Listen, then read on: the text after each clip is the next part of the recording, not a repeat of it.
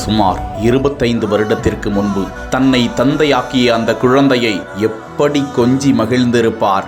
ஆசை ஆசையாய் படிக்க வைத்து ஆளாக்கிய அவருக்கு தனது மகனுக்கு சொத்தை எழுதி வைக்க தெரியாதா?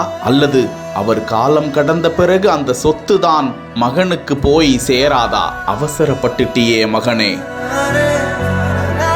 சொத்தாசையில் தந்தை மீது வேனை ஏற்றி கொடூரமாக கொன்ற ஈவு இரக்கமற்ற மகன். சென்னை பூந்தமல்லி அடுத்த பாரிவாக்கம் பாலீஸ்வரர் கோவில் தெருவை சேர்ந்தவர் 63 வயதான ராஜேந்திரன். இவரது ஆசை மகன் 26 வயதுடைய வெங்கடேசன். ராஜேந்திரனுக்கு சொந்தமாக வீட்டின் அருகே நிலம் இருக்கும் நிலையில் அப்போது அந்த வழியாக வந்த வேன் ஒன்று அவரை இடித்துவிட்டு நிற்காமல் சென்றது. விபத்தில் ராஜேந்திரன் சம்பவ இடத்திலேயே பரிதாபமாக பலியானார். சம்பவம் குறித்து பூந்தமல்லி காவல்துறையினருக்கு தகவல் தெரிவிக்கப்பட ராஜேந்திரன் சடலத்தை கைப்பற்றி பிரேத பரிசோதனைக்காக கீழ்ப்பாக்கம் அரசு மருத்துவமனைக்கு அனுப்பி வைத்து விசாரித்த போது திடுக்கிடும் தகவல்கள் வெளியானது. அது ஆக்சிடென்ட் அல்ல, கொலை என்பது தெரிய வந்தது.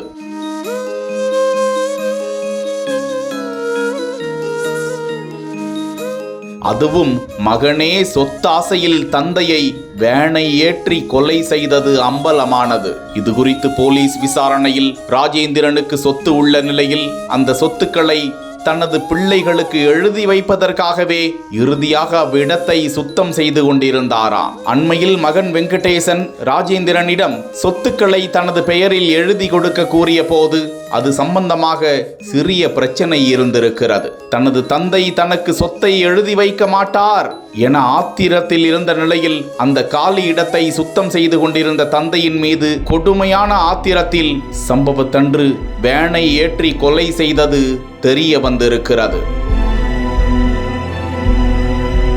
தொடர்ந்து மகன் வெங்கடேசனை பூந்தமல்லி போலீசார் தீவிரமாக தேடி வருகிறார்கள்.